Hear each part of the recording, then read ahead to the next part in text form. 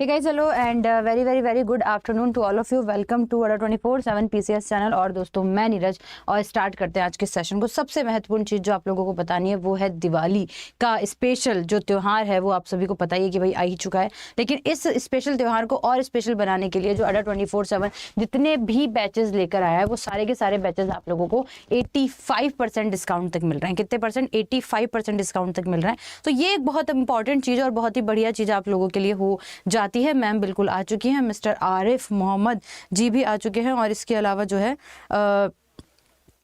बाकी सारी चीजें हैं।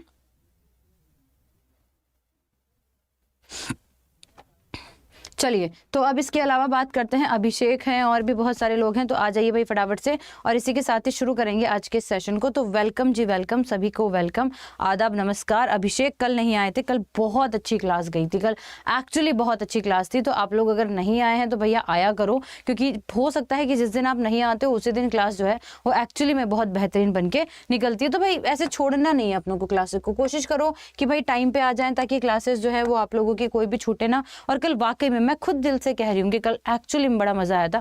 मुझे खुद को पढ़ाने में कल बहुत मजा आया था, तो तुम्हें तो पढ़ने में फिर मजा आया ही आया होगा। चलो तो इसी के साथ ही क्वेश्चंस जो है क्वेश्चंस को करते हुए चलेंगे और कॉन्सेप्ट्स बहुत अच्छे से करते हुए चलेंगे। तो इसी के अलावा हम लोग पहले जो है वो यहाँ पर बात कर रहे हैं आज के क्लास के क्वेश्चन की। तो देख लेते हैं कि भाई क्या यहाँ पर जो है वो पूछा जा रहा है। कोशिश करना कि आंसर आप लोग सही और बेहतरीन तरीके से दे सको। और ये रहा आज की क्लास का पहला प्रश्न आपकी स्क्रीन पर। आंसर कीजिए फटाफट से। नहीं, मैं किसी को नहीं भूली हूँ, मिस्टर राम पुकर यादव जी, पर वक्त पे और डेली और टाइम पे आएंगे और डेली आएंगे तो मुझे याद अच्छे से रहेंगे, भूलने की जरूरत नहीं पड़ेगी। प्रश्न पूछा है कि which of the following are applications of rDNA technology.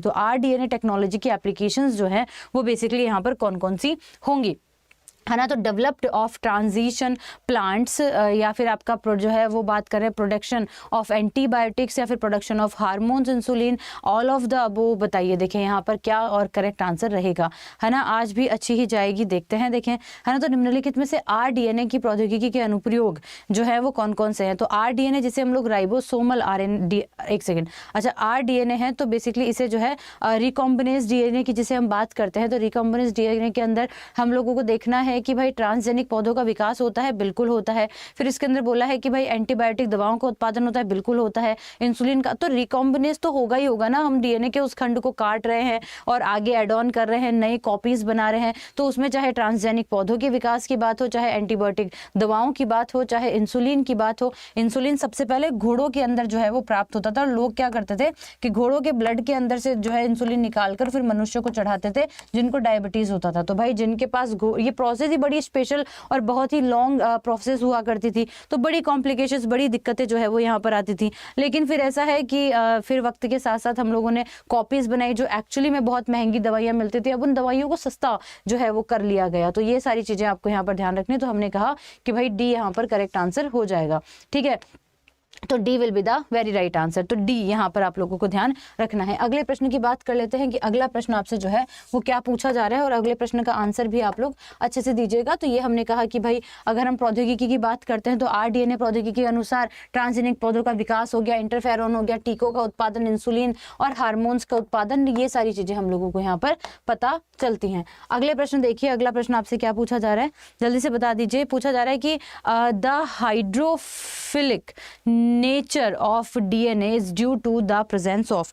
तो ये हाइड्रोफिलिक नेचर जो आती है डीएनए की, एक्चुअली किसकी प्रेजेंस के कारण आती है, ये आपसे जो है वो यहाँ पर पूछा जा रहा है। मैं फोन चार्ज लगा लूँ तब तक, जब तक तुम लोग मुझे आंसर कर दो, है ना। चलिए ओके, तो अब देखते हैं क्या यहाँ पर कहा जा रहा है। तो यहाँ पर कहा जा रहा है कि डीएनए की हाइड्रोफिलिक प्रकृति जो है वो किसके कारण होती है। देखो डीएनए, अब अगर किसी को कुछ नहीं भी पता है ना तो आप थोड़ा सा बेसिक सा थोड़ा सा दिमाग लगा लोगे तो अच्छे से कर पाओगे। हाइड्रोफिलिक प्रकृति की बात कर रहे हैं। हाइड्रोफिलिक प्रकृति करने के लिए हाइड्रोजन की जरूरत पड़ेगी और डीएनए के अंदर जो हाइड्रोजन होता है ना, क्योंकि डीएनए है तो डीऑक्सीराइबो न्यूक्लिक एसिड है, न्यूक्लिक एसिड है तो हम सही लोग जानते हैं कि नाइट्रोजन तो होगा ही होगा। और नाइट्रोजन अगर है तो हम लोग यहाँ पर कहेंगे कि भाई आपको ये ध्यान होना चाहिए कि हाइड्रोजन जो होता है ना वो एक स्पेशल बॉन्ड बनाता है जिसे हम लोग जो है वो हाइड्रोजन बॉन्ड के नाम से जानते हैं। किसके नाम से जानते हैं? हाइड्रोजन बॉन्ड के नाम से जानते हैं। अब जब हाइड्रोजन हाइड्रोजन बॉन्ड बनाता है तो इसकी खासियत क्या है, इसकी खूबियां क्या है, इस चीज के बारे में भी थोड़ा सा देख लीजिएगा,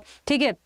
अब देखिए क्या कहा जा रहा है, हाइड्रोजन में तो हाइड्रोजन के साथ में जो है नाइट्रोजन के साथ में रिएक्शन करता है, हाइड्रोजन और नाइट्रोजन आपस में रिएक्शन करते हैं और इस तरीके से जो है वो आप लोगों का बॉन्ड बनाते हैं, जिससे हम लोग, अच्छा हाइड्रोजन ना सिर्फ नाइट्रोजन के साथ में, हाइड्रोजन फ्लोरीन के साथ में भी रिएक्शन करता है और हाइड्रोजन जो है वो ऑक्सीजन के साथ में भी। तो देखो 3 विद्युत ऋणी जो है वो तत्व है, सबसे ज्यादा विद्युत ऋणी जो है तत्व आपके कौन कौन से हैं, तो सबसे ज्यादा विद्युत ऋणी यानी कि जिसे हम लोग किस नाम से जानते हैं, इलेक्ट्रोनेगेटिव एलिमेंट के नाम से जानते हैं। और इलेक्ट्रोनेगेटिव एलिमेंट की अगर मैं कहानी की बात करूं तो आपके पास में कौन कौन से इलेक्ट्रोनेगेटिव एलिमेंट आएंगे, जिसमें हाइड्रोजन आएगा, जिसमें नाइट्रोजन आएगा और उसके अंदर ऑक्सीजन आएगा, सॉरी हाइड्रोजन क्या, फ्लोरीन आएगा, ऑक्सीजन आएगा और नाइट्रोजन आएगा। फ्लोरीन के ऊपर -1 चार्ज होता है, ऑक्सीजन पे -2 चार्ज होता है और नाइट्रोजन पे जो है वो -3 चार्ज होता है। ये 15th ग्रुप का मेंबर है, ये आपके 16th ग्रुप का मेंबर है और ये भाई साहब आपके 17th ग्रुप के मेंबर है। तो 17, 16 और 15 इन तीनों की ऊपर की जो मेटल्स है इनके साथ ये बॉन्ड बनाता है। तो हम यहाँ पर कहेंगे कि कई हाइड्रोजन बंध की उपस्थिति के कारण इसके अंदर जो है वो हाइड्रोफिलिक प्रवृत्ति होती है। तो गई सबकी नैया पानी लेने, ठीक है। चलिए, हाँ मेरा साइंस का फाउंडेशन बैच है, बिल्कुल स्पेसिफिक साइंस का तो नहीं, पर आप किसी भी बैच में लोगे, अगर इस किसी भी एग्जाम की पीसीएस की तैयारी कर रहे हो जिस भी स्टेट से हो, तो वहाँ से आप लोग जो है वो मेरा बैच ले सकते हैं, जिसमें मैं फाउंडेशन ही पढ़ा रही हूँ, साइंस भी उसी में इंक्लूड आएगी। आपको सारे ही बैचेस, सारे ही सब्जेक्ट मिल जाएंगे। और अभी तो दिवाली चल रही है, तो दिवाली के अंदर ऑफर भी चल रहा है, दिवाली ऑफर भी बताऊंगी, पर पहले एक बार सेशन को लाइक जरूर से कर दीजिए। तो फॉस्फेट समूह नहीं होगा, थायामीन भी यहाँ पर नहीं होगा, डीऑक्सोराइबो न्यूक्लियर जो है, राइबोजीनी जो है ये भी नहीं। तो यहाँ पर हम कहेंगे कि hydrogen bond will be the very right answer, ठीक है। तो हाइड्रोजन बॉन्ड यहाँ पर करेक्ट आंसर रहेगा, क्योंकि हाइड्रोफिलिक प्रवृत्ति की हम लोग बात कर रहे हैं। किसकी बात करें, हाइड्रोफिलिक प्रवृत्ति की। डीएनए पर फॉस्फेट समूह आयनिक और आवेशित होते हैं और बैकबोन प्रत्येक फॉस्फेट समूह में नकारात्मक चार्ज की इकाई होती है। आवेशित अणु पानी को आकर्षित करते हैं और हाइड्रोफिलिक होते हैं।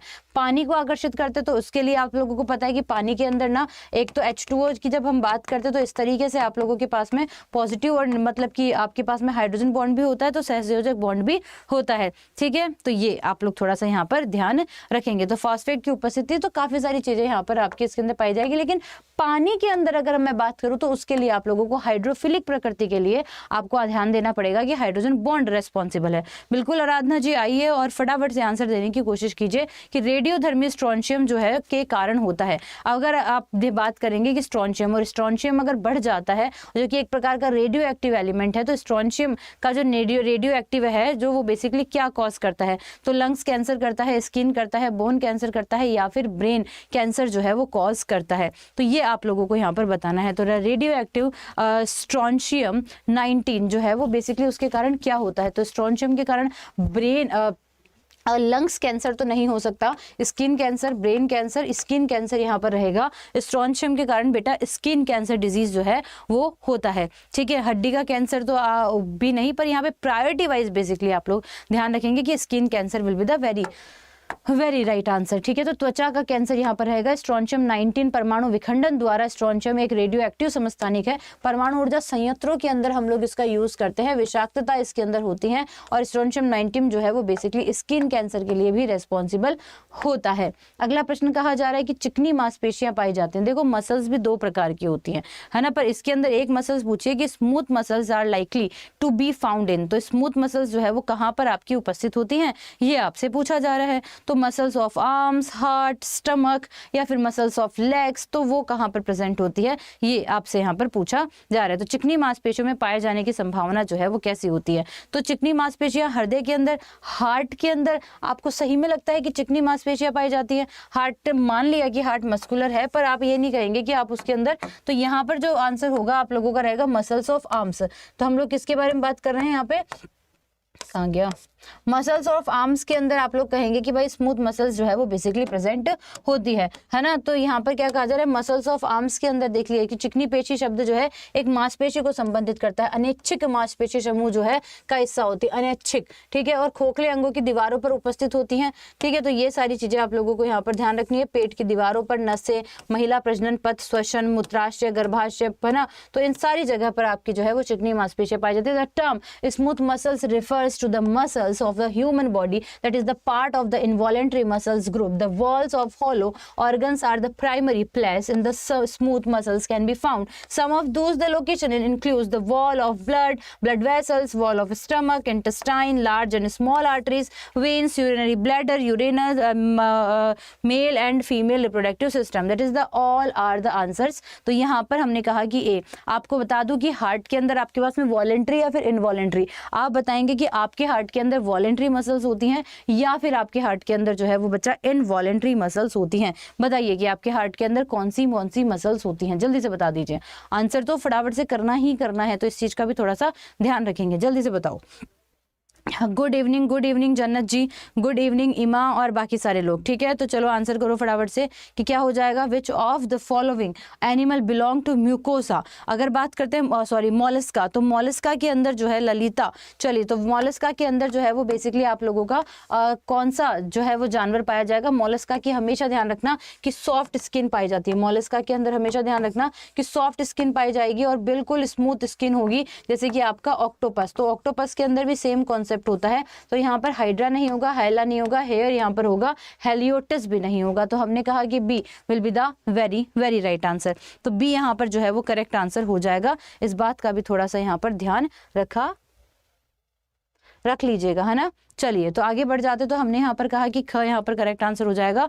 बी यहाँ पर जो है वो बहुत ही सही जवाब होगा. अगले प्रश्न की बात करते हैं. खरगोश की बात करते हैं. समुद्री खरगोश है ये. जैसे हम हेयर की बात करते हैं ना, ये एक्चुअली समुद्री खरगोश है. सॉफ्ट स्किन होता है, घोंघे के जैसा दिखता है. और यहाँ पर काफी सारे हैं जो. और अगर आपसे बात करते हैं हेयर की, तो यह जो है वो एनोप्सीडिया के जो है ऑर्डर का होता है. ये भी आप लोग यहाँ पर ध्यान रखा जाएगा. अब देखिए यहाँ पर क्या कहा जा रहा है. ये देखिए, ये जो आपको स्ट्रक्चर दिखाई दे रही है, ये स्ट्रक्चर आपके समुद्री खरगोश की है. ये स्ट्रक्चर आपके समुद्री खरगोश जिसे आप हेयर के नाम से जानते हैं उसकी है ना. और ये बिल्कुल देखिए, इसकी स्किन दिखने में भी सॉफ्ट लग रही है, तो ये एक्चुअली में होते भी सॉफ्ट ही हैं. ठीक है, तो ये कुछ चीजें हैं जो कि आप लोगों को यहाँ पर ध्यान रखनी पड़ेंगी. अगला प्रश्न देखिए क्या कहा जा रहा है कि which of the following the micro organism is used in milk curdling. है ना, निम्न में से कौन सा सूक्ष्म जीव के उपयोग में दूध की दही बनाने में किया जाता है. दूध का दही बना दिया भाई साहब, और अगर दूध का दही बना दिया, सो क्यूट, बहुत बढ़िया, है ना.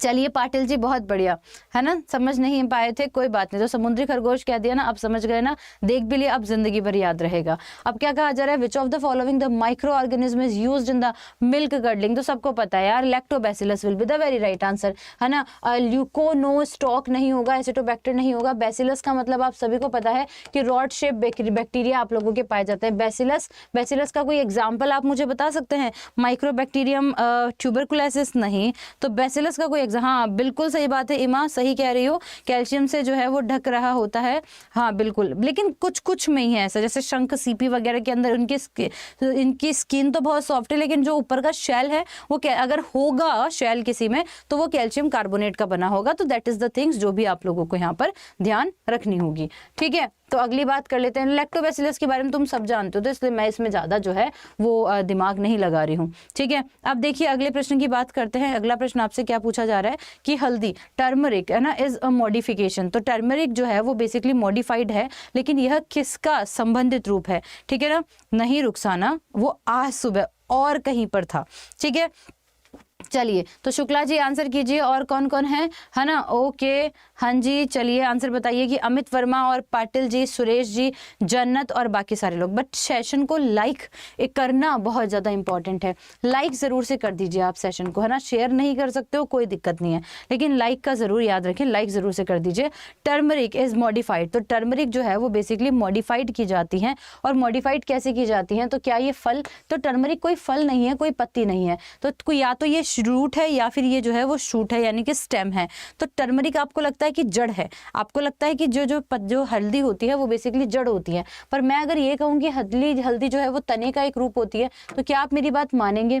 अगर मैं ये कह दूं कि जो हल्दी होती है वो तने का एक रूप होती है, तो क्या आप मेरी बात मानेंगे. नहीं भी मानोगे तो क्या हो जाएगा, मानना तो पड़ेगा, क्योंकि मैं तो सही बोल रही हूँ. तो बिल्कुल हल्दी जो होती है वो तने का ही एक रूप होती है. और हल्दी का जो साइंटिफिक नेम होता है वो भी थोड़ा सा ध्यान रख लेना. इसको हम कहते हैं कुरकुमा लौंगा. ठीक है, तो ये आप लोग थोड़ा सा ध्यान रखेंगे. कुरकुमा लौंगा जो है वो साइंटिफिक नेम होता है आपके हल्दी का. जैसे आपका जो आलू है वो भी तने का रूपांतरित रूप है, वैसे ही आपकी हल्दी जो होती है वो भी आपके तने का रूपांतरित रूप ही होती है, ठीक है ना। तो ये आप लोगों को ध्यान यहाँ पर रखना है ना। और हल्दी के बारे में तो बाकी सारी चीजें तो आप लोग जानते ही हो, ठीक है। तो that is the all things, तो ये आप लोग यहाँ पर ध्यान रखेंगे।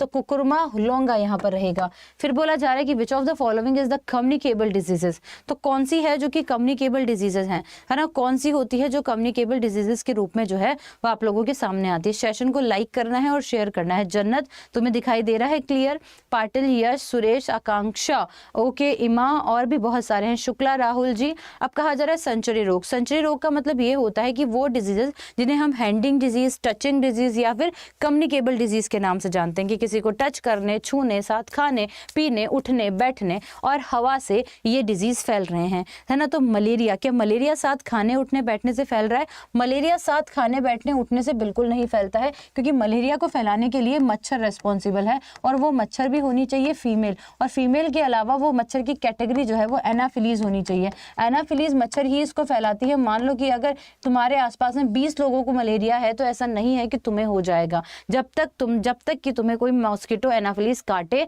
ना, जो सबसे इंपॉर्टेंट चीज है। तो अगर आप ये कह रहे हैं कि मलेरिया सेंचुरी रोग है या फिर कम्युनिकेबल डिजीज है, तो बिल्कुल नहीं होगा। यक्ष्मा, जिसे आप ट्यूबरकुलोसिस यानी कि टीबी के नाम से भी जानते हैं, इसके लिए स्पेशल ट्रीटमेंट की जरूरत होती है। ये स्पेशल ट्रीटमेंट जो होती है उसको हम लोग ट्यूबरकुलोसिस माइक्रोबैक्टीरियम ट्यूबरकुलाई के नाम से जानते हैं। और इसका जो बैक्टीरिया है उसको तो हम लोगों ने बोला कि भैया माइक्रोबैक्टीरियम ट्यूबरकुलाई, लेकिन इसका जो ट्रीटमेंट होता है वो होता है आपका डॉट्स। और डॉट्स जो होता है वो बेसिकली क्या है, इसका फुल फॉर्म मैं आप लोगों को बता देती हूँ, डायरेक्ट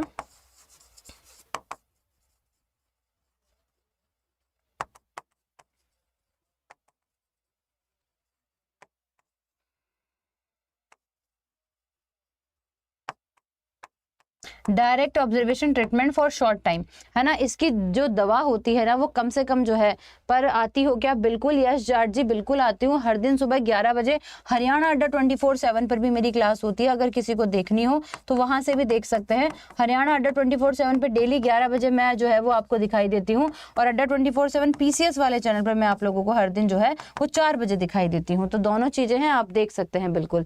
तो dots direct observation treatment for short time, तो ये आप लोगों को यहाँ पर ध्यान रखना है। और इसके अलावा 6 महीने की तो कम से कम इसके अंदर दवाई चलेगी ही चलेगी। टीबी आपको जानकर हैरानी होगी कि कच्चा दूध पीने से भी हो जाता है, क्योंकि ये बेसिकली मवेशियों के अंदर ये जो माइक्रोबैक्टीरियम ट्यूबरकुलाई होता है ना, माइक्रोबैक्टीरियम, तो ये माइक्रोबैक्टीरियम ट्यूबरकुलाई जो है वो मवेशियों में पाया जाता है। मवेशियों के पास में आने वाले जितने भी लोग हैं, है ना, वो इसके शिकार हो सकते हैं। और बेसिकली ये माइक्रोबैक्टीरियम ट्यूबरकुलाई जो है वो आपके लंग्स के अंदर जाता है और लंग्स को जो है वो इन्फेक्टेड करता है। ये आप लोगों को भी यहाँ पर ध्यान रखना है। लंग्स को इन्फेक्टेड करने से आपका रेस्पिरेटरी सिस्टम बिल्कुल अलग हो जाता है और बिल्कुल ठीक से काम नहीं करता है। तो रेस्पिरेटरी सिस्टम के अंदर भी चेंजेस आप लोगों के यहाँ पे देखने को मिलते हैं। तो ट्यूबरकुलोसिस की पूरी पोर्शन मैंने आप लोगों को बता दी है, ठीक है ना। बिल्कुल सही बात है ईमा, सही जा रही हो बेटा। तो अब देखो यहाँ पर हम क्या कह रहे हैं, तो मैडम ये सही हो जाएगा। खसरा, मीजल्स जो कि एयर से फैलता है, और मॉर्बिली वायरस इसके लिए रेस्पॉन्सिबल है। तो मीजल्स वायरस से होने वाला डिजीज है। टीबी जो है वो बेसिकली बैक्टीरिया से होने वाला डिजीज है। और मलेरिया जो कि कम्युनिकेबल डिजीज है ही नहीं, पर वो जो है वो आपके प्रोटोजोआ से फैलता है। बोलो हाँ या ना, समझ में आया कि नहीं आया? तो मैंने सारी चीजें आप लोगों को बता दी हैं। तो दूसरा और तीसरा ही यहाँ पर कम्युनिकेबल डिजीज का एग्जाम्पल हो जाएगा, ठीक है। अच्छा, तो ये समझ में आ गया। आप एनाफिलीज को अगर देखोगे तो एनाफिलीज तो आपको दिखाई देने में समझ नहीं आएगी कि कौन सी एनाफिलीज है, लेकिन आपको एक चीज बता देती हूँ, जब आप human mosquito female mosquito Aedes को देखोगे ना तो आपको समझ में आ जाएगी। कहना मैं ये चाह रही हूँ कि जो आपका मलेरिया वाला मच्छर होता है ना, वो आपको समझ नहीं आएगा देखने पर कि कौन सा है। लेकिन जब डेंगू वाले मच्छर की बात करते तो आपने कुछ मच्छर ऐसे देखे होंगे कि हल्के से ब्लैकिश ब्राउन कलर के होते हैं, और ब्लैकिश ब्राउन कलर के होने के बाद उनकी बॉडी के ऊपर धारियां पाई जाती हैं। और जिनकी बॉडी के ऊपर धारियां पाई जाती हैं वो आपके डेंगू का मच्छर होता है, जिसे एडीज इजिप्टाई के नाम से जाना जाता है। एडीज इजिप्टाई के नाम से जाना जाता है। और यह एडीज इजिप्टाई जो होता है, इसको हम लोग टाइगर मॉस्किटो के नाम से भी जानते हैं। किसके नाम से? टाइगर मॉस्किटो के नाम से भी जानते हैं। और यह जो है सिर्फ और सिर्फ डेंगू ही नहीं फैलाती है, यह आपका येलो फीवर भी कॉज करती है। यह आपका जो है वो क्या बोलते हैं, चिकनगुनिया भी कॉज करती हैं, ठीक है। तो ये भी कुछ चीजें हैं जो आप लोगों को यहाँ यहाँ पर ध्यान रखना है। अगर आपको ये लगता है कि येलो फीवर जो होता है वो पीलिया है तो आप गलत है, येलो फीवर पीलिया होता ही नहीं है। That's a lots of difference between yellow fever and piliya. And next question on your screen is, answer कीजिए। यार मैं तुम्हें इतना डीप पढ़ा रही हूँ, तुम फिर भी नहीं टिक रहे हो।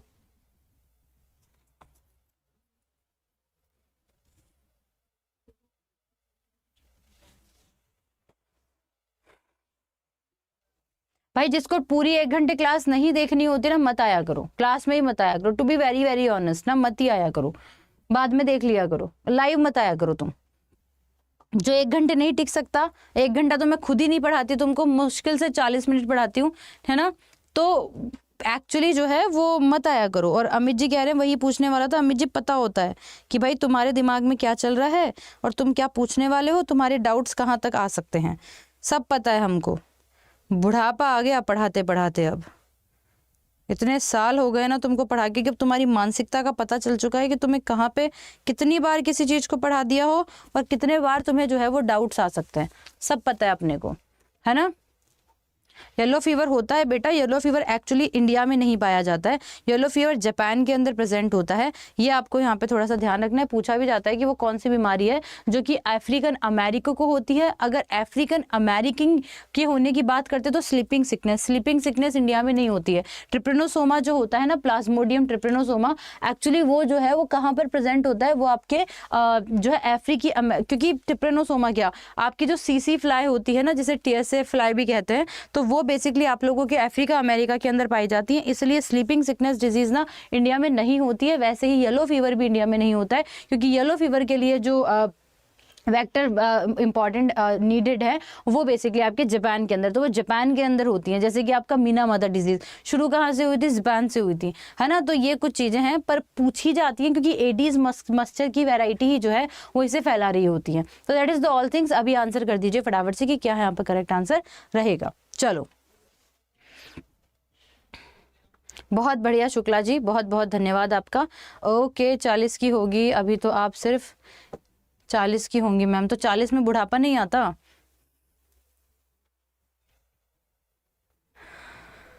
हाँ हर्पिस स्किन में होता है, बिल्कुल स्किन में होता है हर्पिस डिजीज, बिल्कुल हर्पिस डिजीज स्किन में ही होते हैं। ठीक है, ओके ओके ओके। आगे देखते हैं फटाफट से, तो स्वेल करने में यूज करूं। चलिए आगे देखो क्या कहा जा रहा है कि भाई केंद्रक के बाहर, भाई डीएनए जो है आप लोगों को सभी को पता है कि मैडम देखो बेसिक सा कॉन्सेप्ट ये है कि तुम्हारा डीएनए जो है वो ये तुम्हारी कोशिका है, कोशिका के अंदर केंद्रक है, यहाँ पर लिक्विड डीएनए है और इस डीएनए के ऊपर जो आवरण बना होता है वो स्पेशल प्रोटीन का बना होता है। तो डीएनए होता है और डीएनए के साथ में जो है वो क्या होता है, प्रोटीन होता है ना। ये चीज आप लोगों को यहाँ पर ध्यान रखनी है। तो डीएनए हमेशा केंद्रक में होता है और ये केंद्रक वाला डीएनए भी किस में होगा, यूकैरियोटिक सेल के अंदर पाया जाएगा। यूकैरियोटिक सेल के अंदर क्यों पाया जाएगा, यानी कि एक कोशिकीय नहीं एक कोशिकीय नहीं, बहुकोशिकीय। तो बहुकोशिकीय कोशिकाओं के अंदर क्यों पाया जाता है, इसका भी कॉन्सेप्ट आप लोगों को यहाँ पर ध्यान रखना पड़ेगा। बहुकोशिकीय का कॉन्सेप्ट भी यहाँ पर यही है ना। ये आपका जो है वो केंद्रक है और केंद्रक की अगर मैं कहानी की बात करती हूँ तो आपको यहाँ पर समझना पड़ेगा कि केंद्रक तो आपके यूकैरियोटिक सेल के अंदर ही होता है, तो इसलिए इसके अंदर प्रेजेंट होगा। लेकिन केंद्रक के अलावा अगर मैं कॉन्सेप्ट की बात करूँ तो आप लोगों को केंद्रक के बाहर की अगर मैं बात करती हूँ तो यहाँ पर आपका डीएनए प्रेजेंट होगा, जो कि आपका माइटोकॉन्ड्रियल डीएनए प्रेजेंट होगा। माइटोकॉन्ड्रियल डीएनए जो है वो आप लोगों का प्रेजेंट होता है। तो that is the all things. तो केंद्रक के बाहर डीएनए में पाया जाता है, तो outside the nucleus DNA is found in. तो केंद्रक के बाहर डीएनए में पाया जाता है माइटोकॉन्ड्रियल, गोल्जी बॉडी, राइबोसोम और एंडोप्लाज्मिक रेटिकुलम। ठीक है, तो केंद्रक के बाहर डीएनए में जो है वो पाया जाता है, तो वो वहां पर माइटोकॉन्ड्रिया के अंदर पाया जाएगा। और माइटोकॉन्ड्रिया के अंदर पाए जाने वाले डीएनए को माइटोकॉन्ड्रियल डीएनए के नाम से जाना जाता है, क्योंकि माइटोकॉन्ड्रिया के अंदर अपना पर्सनल डीएनए है। क्योंकि माइटोकॉन्ड्रिया के अंदर अपना पर्सनल डीएनए है, इसलिए जो है इस माइटोकॉन्ड्रिया को हम लोग जो है वो किस नाम से जानते हैं, क्योंकि पर्सनल डीएनए है इसलिए माइटोकॉन्ड्रिया को हम लोग जानते हैं। किसके बारे में बताओ, देखिए माइटोकॉन्ड्रिया को फिर हम किस नाम से जानते हैं ये आप लोग बता दीजिए। इसलिए इसको हम लोग सेमी ऑटोनॉमस ऑर्गन के नाम से जानते हैं। किसके नाम से, सेमी ऑटोनॉमस ऑर्गन के नाम से भी जानते हैं। तो that is the all things and all stuffs जो कि आपको यहाँ पर ध्यान रखने हैं। तो माइटोकॉन्ड्रिया प्रेजेंट होता है, सबको पता है माइटोकॉन्ड्रिया के बारे में। ठीक है, नमस्कार सागर जी, बहुत बहुत दिनों बाद में आए हो। ठीक है, तो तुम्हें तो आके तो कोई परेशान ही नहीं कर रहा ना, जन्नत इग्नोर करो और पढ़ो चुपचाप। ठीक है, ओके अगली बात करते हैं। सबसे पहली क्लास इसी टाइम शुरू होती है। निशा, अगर आप आरओ की तैयारी कर रहे हो तो 4 बजे से क्लासेस स्टार्ट होती हैं, रात को 11 बजे तक चलती हैं।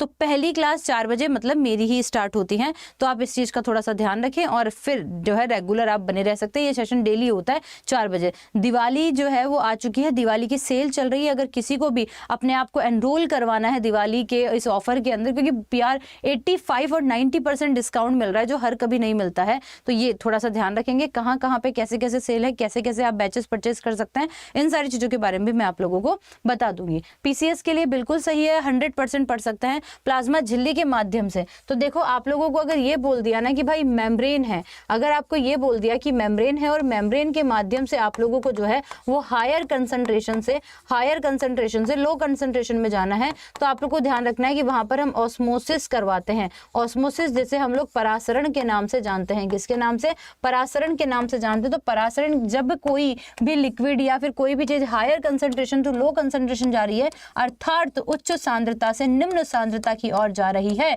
तो यहाँ पर अगर मेम्ब्रेन है तो उस प्रोसेस को आप लोग परासरण यानी कि ऑस्मोसिस के नाम से जानते हैं। ठीक है, तो that is the all things. कोई बात नहीं सागर, आगे बढ़ जाते हैं। तो ऑस्मोसिस यहाँ पर हो जाएगा। अगला प्रश्न मैं कोशिश और मैं चाह सकती हूँ कि आप लोग इस प्रश्न का जवाब सही देंगे, लेकिन मैं ये भी चाहती हूँ कि आप लोग प्लीज एक बार सेशन को लाइक जरूर से करेंगे, है ना। विच of the following is present in a chromosome? तो निम्नलिखित में से कौन सा गुणसूत्र जो है वो मौजूद होता है, गुणसूत्र में होता है ना।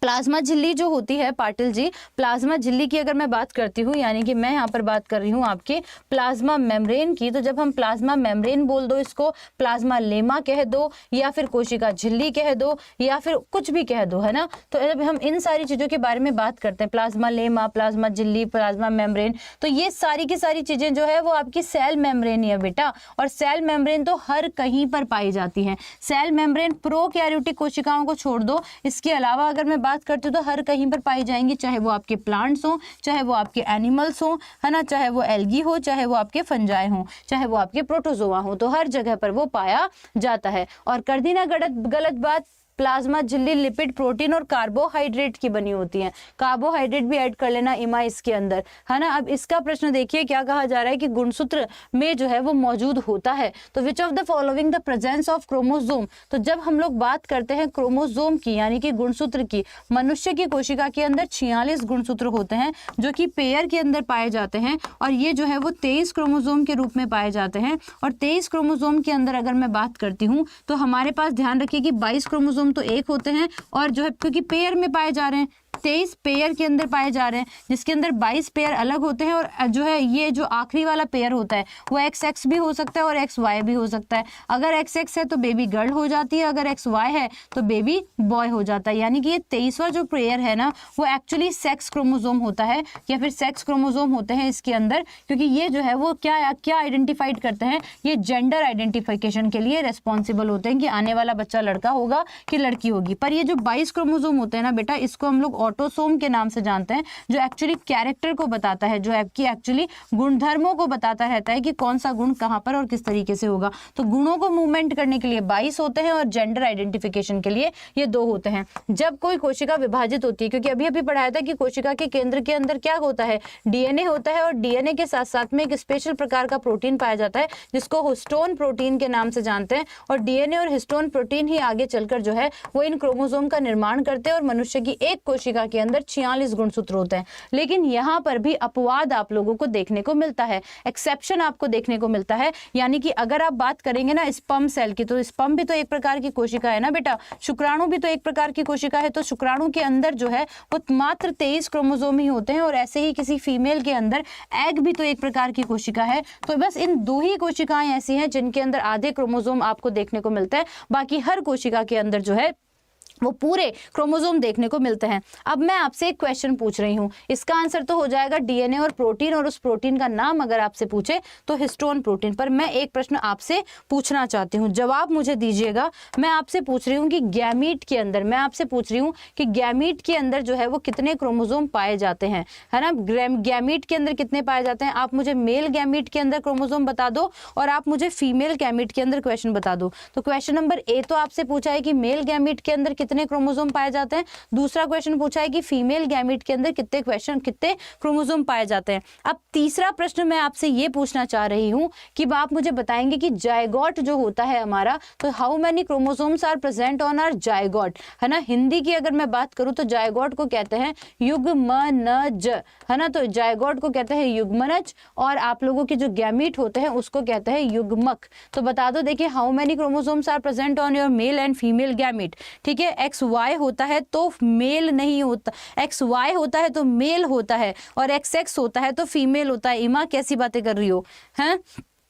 चलो आंसर करो फटाफट से कि मेल गैमीट में कितने क्रोमोसोम होंगे, फीमेल गैमीट में कितने क्रोमोसोम होंगे और जायगोट में कितने क्रोमोसोम होंगे। सेशन को लाइक करने की बात थी ना, अभी तक भी हमने सेशन को लाइक नहीं किया है तो this is not fair actually, है ना। बताओ देखिए फटाफट से, मेल गैमीट के अंदर कितने क्रोमोसोम होते हैं, बताओ देखें। तो आप लोगों को ध्यान रखना है, बहुत बढ़िया। मेल गैमीट के अंदर जो होते हैं वो, आप मेल गैमीट का मतलब ही क्या है बेटा, मेल गैमीट का मतलब है स्पर्म। तो स्पर्म के अंदर अभी अभी तो पढ़ाए थे कि 23 क्रोमोसोम होते हैं, तो मेल गैमीट दे दे चाहे स्पर्म दे दे चाहे शुक्राणु दे दे, एक ही बात है। तो इसके अंदर तो 23 क्रोमोसोम होते हैं। फीमेल गैमीट जिसे हम लोग एग के नाम से जानते हैं, ओवम के नाम से जानते हैं, अंडाणु के नाम से जानते हैं, और इसके अंदर भी आपको ध्यान रखना है कि इसके अंदर भी आपके पास में 23 क्रोमोसोम पाए जाते हैं। कितने पाए जाते हैं, 23 जोड़ी। 23 जोड़ी नहीं है बेटा, क्रोमोसोम 23 है।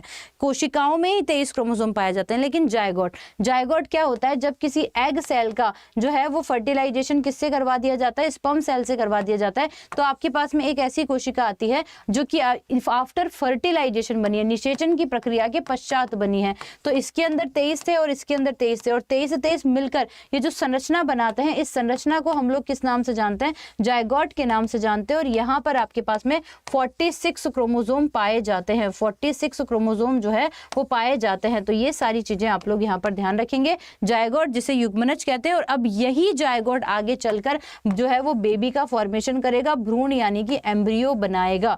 That is the all things. बात समझ में आई तो थम्स अप करो फटाफट से। तो जायगोट में 46 क्रोमोसोम रहेंगे, बाकियों में 23 क्रोमोसोम रहेंगे, और आपकी बॉडी की नॉर्मल सेल्स के अंदर भी 23 क्रोमोसोम ही पाए जाते हैं।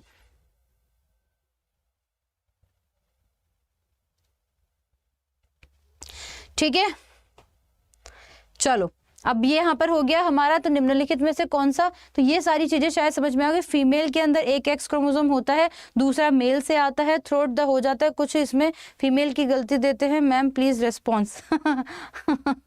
आकांक्षा, मैंने इसके बारे में इतनी बार रेस्पॉन्स किया है कि पूरी क्लास रेस्पॉन्स में बिताई है कई बार तो, और ये बच्चों को पता भी होगा। हाँ, पर ये बात सही है, पर मैं एक्चुअली कहूँगी यहाँ पे, मैं ये नहीं कहूँगी कि मानते हैं कि देखो गर्ल्स की अगर मैं बात करती हूँ तो गर्ल्स के हर बॉडी के, गर्ल्स के अंदर देखो हर जो है 46 क्रोमोसोम है, हर कोशिका के अंदर एक्स सेल में भी 46 क्रोमोसोम है, और इनके पास हर जगह पर जो है एक्स ही है। तो लड़की के अगर सेक्स ऑर्गन की बात, सेक्स क्रोमोसोम की बात करते हैं ना, उसके अंदर भी एक्स ही होते हैं। बॉय की अगर बात करते हैं तो बॉय के अंदर भी 46 ही है, मतलब मेल के अंदर भी 46 ही है। लेकिन इसके पास में क्या होता है ना कि इसके पास में एक्स भी होते हैं और वाई भी होते हैं। अब क्या होता है ना कि एक्स भी होते हैं, वाई भी होते हैं। तो हो सकता है कि जब आपके फर्टिलाइजेशन की प्रोसेस हुई तो एक्स तो बेसिकली एक्स और वाई में से पता लगेगा कि यार कौन सा आएगा, है ना। मदर से तो एनी हाउ हमें एक्स ही मिलेगा। फादर से अगर एक्स क्रोमोसोम आ गया तो बेबी गर्ल हो जाएगी, और फादर से अगर जो है वाई क्रोमोसोम आ गया तो बेबी बॉय हो जाएगा। लेकिन सोचने वाली बात यहाँ पर यह है कि हम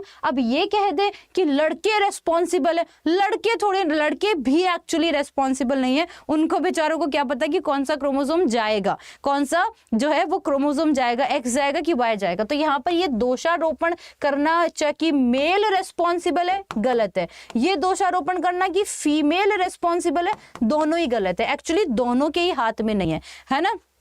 तो कहानी ये है, ठीक है।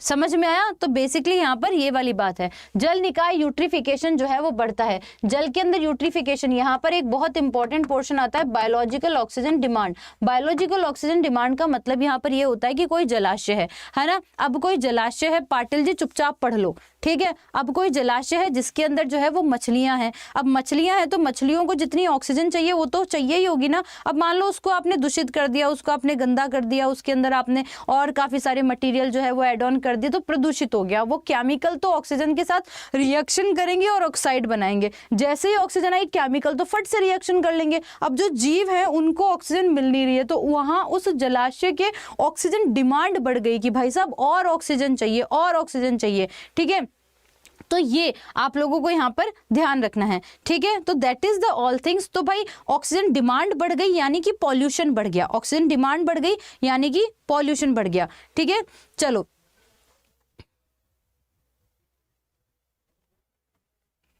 ठीक, तो ये वाली चीजें आपको ध्यान रखना है। तो ये हो गया जैविक, और यहाँ पे कार्बनिक पदार्थ की उत्पत्ति दोनों ही यूट्रिफिकेशन का कारण होती हैं। हाँ बिल्कुल, तो शब्द यहाँ पर ये बदलो कि मेल स्पर्म रेस्पॉन्सिबल है ना, या मेल गैमीट रेस्पॉन्सिबल है। अब आदमी थोड़े ना अपनी मर्जी से एक्स क्रोमोसोम या वाई क्रोमोसोम भेजेगा भाई, है ना। तो that is the all things. ठीक है, रामपुर जी मैं आपका क्वेश्चन नहीं समझ पाई, आप क्या कहना चाह रहे हैं, और सेशन को लाइक करो फटाफट से। ठीक है, होंगे तो मेल रेस्पॉन्सिबल, पर मेल में स्पर्म रेस्पॉन्सिबल होंगे। तो इस लाइन को समझने की कोशिश करो। आगे देखो, इंद्रधनुष मिशन जो है वो बेसिकली किससे जुड़ा हुआ है। तो इंडिया के अंदर जो इंद्रधनुष मिशन आया, वो इंद्रधनुष जो मिशन है वो बेसिकली कैसे जुड़ा हुआ है। सेशन को लाइक करना है सभी को। तो अंधापन का जो है निकालने के लिए, मधुमेह के लिए नहीं, गर्भवती महिलाओं का पोषण नहीं, वैक्सीनेशन, बच्चों के अंदर वैक्सीनेशन की जाती है। पहला टीका, फर्स्ट वैक्सीन बच्चों के अंदर कौन सी लगाई जाती है। पहली वैक्सीन जो लगाई गई थी वो बीसीजी लगाई गई थी। बीसीजी जो आपके टीबी के लिए काम करती हैं, बचपन में लगा दी जाती है। डीपीटी, डीपीटी का फुल फॉर्म मुझे कौन बताएगा, फटाफट से बता दो। ठीक है, अगला क्वेश्चन आपसे पूछा जाएगा, तब सबसे पहले आप मुझे पहले वो वाला आंसर देंगे कि डीपीटी जो है का फुल फॉर्म यहाँ पर क्या होता है। जन्नत पढ़ लो चुपचाप, ठीक है ना। डीपीटी का फुल फॉर्म क्या है, डीपीटी जो है वो बेसिकली क्या होती है, जल्दी से बताएंगे। कहने के बाद भी शेयर जो है लाइक नहीं किया गया, that's not fair, actually not fair, not good. हाँ चलो बताओ डीपीटी क्या होता है। और फिर कह रही हूँ दिवाली ऑफर है, तो दिवाली ऑफर पे थोड़ा बहुत अच्छे से ध्यान दीजिएगा। और दिवाली ऑफर जो है वो आप लोगों के लिए इस बार 85 to 90% आपको डिस्काउंट देखने को मिलता है आपके हर बैचेस के अंदर। आप अगर आप जो है वो आरओ का बैच लेना चाहते तो मात्र 1400 रुपए में 2 साल की वैलिडिटी के साथ मिल रहा है। आप जितने भी महापैक लेते हैं, महापैक का कॉन्सेप्ट क्या होता है कि आप मान लो 2 साल की वैलिडिटी है, मान लो आपने यूपीपीएससी का महापैक लिया, तो महापैक में क्या होता है कि 2 साल के अंदर अब हम जितने भी बैचेस लॉन्च करेंगे ना, वो सारे बैचेस भी आपको अपने आप मिल जाते हैं। यानी कि एक बार पैसा देना पड़ेगा और 2 साल में मान लो 10 बैच लॉन्च किए, तो वो यूपीपीएससी के रिलेटेड जितने भी बैचेस होंगे वो सारे तुमको मिल जाते हैं। तो that is the benefit of Mahapack, है ना। तो ये थोड़ा सा आप लोग ध्यान रखिएगा। तो महापैक इसलिए बेहतर और बेहतरीन आप लोगों का होता है। बाकी हम लोगों ने फाउंडेशंस बैच भी चला रखे हैं, तो उनके बारे में मैं आप लोगों को अभी बताऊंगी, पर सब पे अभी भारी डिस्काउंट मिल रहा है। सेशन को लाइक करो। अब बहुत बात की जा रही किसी प्रक्रिया में हाइड्रोजन की हानि को क्या कहते हैं। मैंने उससे पहले आपको डीपीटी के बारे में पूछा था। डीपीटी का मतलब जो है वो क्या हो गया, डिप्थीरिया होता है। उसके बाद में पी से आप लोगों को ध्यान रखना है कि पर्ट्यूसिस होता है, और टी से आप लोगों को ध्यान रखना है कि टिटैनी होता है। तो डिप्टीरिया, पर्ट्यूसिस, टिटैनिस। डिप्टीरिया यानी कि आपका डिप्टीरिया, पर्ट्यूसिस जिसे काली खांसी या रोहिणी डिजीज भी हम लोग कहते हैं, और टिटैनी मतलब कि टिटनेस। ठीक है, तो 3 डिजीज का एक ही वैक्सीन लग जाती है, इसलिए हम लोग जो है वो इसे क्या कहते हैं, ट्रिपल एंटीजन वैक्सीन के नाम से जानते हैं। किसके नाम से जानते हैं, ट्रिपल एंटीजन वैक्सीन के नाम से भी हम इसे जानते हैं। ये भी आपको ध्यान रखना है। हाइड्रोजन की हानि हो रही है, तो हाइड्रोजन की हानि को हम लोग जो है वो किससे देखते हैं, क्या है हाइड्रोजन की हानि, तो इन चीजों के बारे में भी हमें देखना पड़ेगा। ठीक है, तो समझिए यहाँ पे देखो, ऑक्सीजन का योग होना, सुनो मेरी बात, चाहे ऑक्सीजन का योग हो वो भी ऑक्सीडेशन ही है। ऑक्सीजन का योग ऑक्सीडेशन है, तो हाइड्रोजन का त्याग भी जो है वो क्या है, आपका ऑक्सीडेशन ही है। ठीक है, इसके अलावा नेगेटिव एलिमेंट का योग हो रहा है, तो वो भी आप लोगों का ऑक्सीडेशन ही होता है। और पॉजिटिव एलिमेंट का त्याग होता है, तो वो भी आपका ऑक्सीडेशन ही होता है। नॉन मेटल अगर ऐड हो रही है, तो नॉन मेटल का एडिशन भी जो है वो आप लोगों का ऑक्सीडेशन ही है। तो मेटल का त्याग भी आप लोगों का जो है वो ऑक्सीडेशन ही होता है। इसके अलावा अगर बात की जाए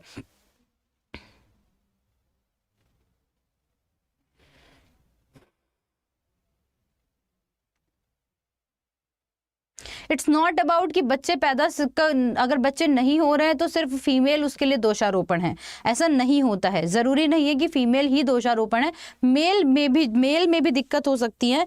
यार हो सकता है कि स्पर्म काउंट नहीं अच्छा हो, स्पर्म जो है वो ढंग के नहीं हो, स्पर्म की क्वालिटी खराब हो, ये किसी भी वजह से हो सकता है। तो अगर कोई फीमेल अगर बेबी नहीं प्लान कर पा रही है, दैट्स नॉट मीन कि सिर्फ फीमेल की गलती है। आप मेल का स्पर्म काउंट चेक करवाइए, वहां भी प्रॉब्लम हो सकती है, ठीक है। तो ये बहुत सारे फैक्टर्स है जिसे आपको समझना पड़ेगा, ठीक है। चलो, तो अब यहाँ पर बोला जा रहा है ये सब ऑक्सीडेशन का एग्जाम्पल है। इलेक्ट्रॉन का अगर डोनेशन हो रहा है, इलेक्ट्रॉन को अगर डोनेट किया जा रहा है तो वो भी आपके ऑक्सीडेशन का एग्जाम्पल है। अगर वैलेंसी की मैं बात करती हूँ, वैलेंसी यानी कि संयोजकता बढ़ रही है, संयोजकता का बढ़ना भी जो है वो बेसिकली आप लोगों का ऑक्सीडेशन ही है। तो ये सारी चीजें आप लोगों को यहाँ पर ध्यान रखना है, ठीक है। तो जरूरी नहीं है कि कोई महिला अगर बच्चे नहीं पैदा कर पा रही है जिसका मतलब यही है कि भाई उसी में ही दिक्कत है, ठीक है। तो ये थोड़ा सा यहाँ पर ध्यान रखिएगा, ठीक है। चलो, तो ये सारी चीजें हैं जो आप लोगों को यहाँ पर समझनी है। इसके अलावा आप लोगों को अभी और चीजें बता देती हूँ कि भाई आपको अगर जो है वो क्या करना है, अगर आप लोगों को यहाँ पर जो है वो क्या करना है, अड्डा 24/7 का मोबाइल एप्लीकेशन जो है वो आप जब डाउनलोड करोगे तो आप लोगों को यहाँ पर क्या दिखाई देगा। जब अड्डा 24/7 का मोबाइल एप्लीकेशन डाउनलोड करोगे तो आपको इस तरीके का होम पेज आपको दिखाई देता है। और जब आप इस होम पेज पे जाते हैं, अपने फोन के प्ले स्टोर से जा सकते हैं, और जब आप यूपीपीएससी वाले सेगमेंट में जाते हैं तो स्टेट पीसीएस में चले जाइए। अड्डा 24/7 का मोबाइल एप्लीकेशन आपको प्ले स्टोर से मिल जाएगा। आरओ का महापैक के बारे में बता चुकी हूँ कि 2 साल तक कितने भी बैच हम लोग लॉन्च करें सब आप उसके अंदर हो जाएंगे। एनरोल अखंड बैच आपके लिए स्पेशल आरओ के लिए है, यूपी के लिए, आप वो बैच भी यहाँ पर ले सकते हैं। इसके अलावा यूपीपीएससी का फाउंडेशन बैच भी है। भाई किसी को यूपीपीएससी का फाउंडेशन बैच लेना है, इससे बेहतर डिस्काउंट अभी नहीं मिल सकता। ई बुक्स मिल जाती है, टेस्ट सीरीज मिल जाती है, मॉक टेस्ट मिल जाती है, पर्सनल मेंटरशिप प्रोग्राम मिल जाता है। 16 तारीख से ये बैच स्टार्ट हो रहा है, यानी कि दिवाली के बाद से, भाई दूज के दूसरे दिन से। Y698 जैसे ही आप कोड लगाते हैं तो ये बैच आप लोगों को जो है वो कितने का दिखाई दे रहा है, 1900 रुपए का नहीं देना, क्योंकि जब आप Y698 कोड लगाते हैं तो ये बैच आपको जो है आपको कूपन मिल जाता है। ये बैच आपको मात्र 1700 रुपए के आसपास का पड़ेगा 2 साल के लिए। अभी तो डबल वैलिडिटी चल रही है जो कि दोनों मीडियम में ये बैच होगा, ठीक है। तो ये सारी चीजें आप लोगों को यहाँ पर ध्यान रखनी है। उन सारे विद्यार्थियों को ये कहना चाहूंगी कि जिसको भी अगर एक्चुअल में तैयारी करनी है, क्योंकि जितना दिल से मैं YouTube पे पढ़ा रही हूँ उतना ही दिल से मैं जो है वो एप्लीकेशन पे भी पढ़ाती हूँ, है ना। और वो बच्चे को पता भी है यहाँ पे। भैया पहली चीज तो ये आज की क्लास में मैं एक्चुअली में ये चाहती हूँ कि जो है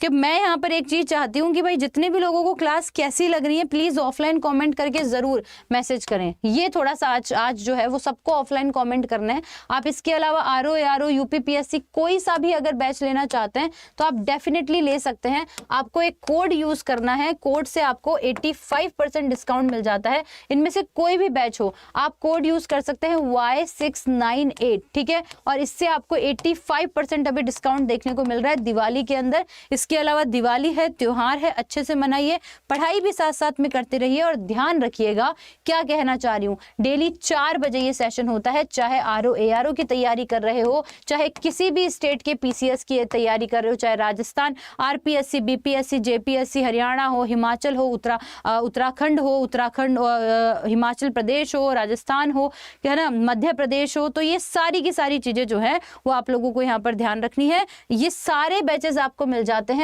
अभी देखो बहुत भारी डिस्काउंट पे आपको ये सारे के सारे बैचेस मिलेंगे। उत्तराखंड के आरओ की भी यहाँ पर बैच आपको दिखाई दे रहा है। एपीएस का बैच भी आपको मिल रहा है ना, प्राइवेट सेक्रेटरी वाला। तो सारी चीजें आप लोगों को यहाँ पर देखने को मिल जाती है। उत्तराखंड के टैक्स एंड रेवेन्यू ऑफिसर का भी बैच मिल जाता है। तो आज ऑफलाइन कॉमेंट करके सब मैसेज जरूर से करेंगे कि आज का सेशन आपको कैसा लगा और आपको मेरे से पढ़ के कैसा लगता है, ठीक है। So till then see you, take care, tata bye bye, see you. मिलेंगे इसी के साथ ही अच्छे से दिवाली मनाइए। Wish you a very very happy Diwali. Thank you so much.